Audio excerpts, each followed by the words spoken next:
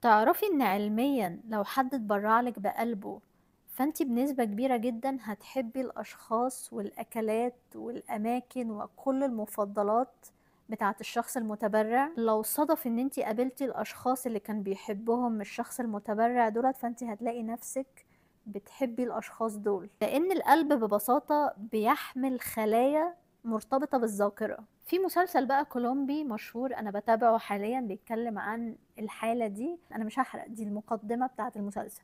بيتكلم عن زوجة اتخطفت من جوزها واتخطفت من تجار اعضاء، فاخدوا قلبها وباعوه في السوق السوداء. فالقلب ده راح من نصيب بنت تانية.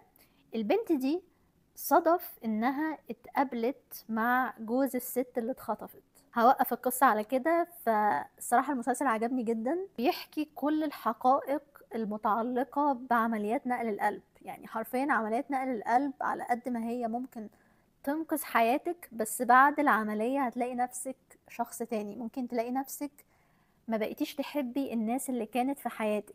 افترض مثلا انا هو دلوقتي متجوزة وحد نقل لي القلب بتاعه، بنسبة 99% للأسف بعد عملية نقل القلب مشاعري تجاه جوزي مش هتبقى زي الأول.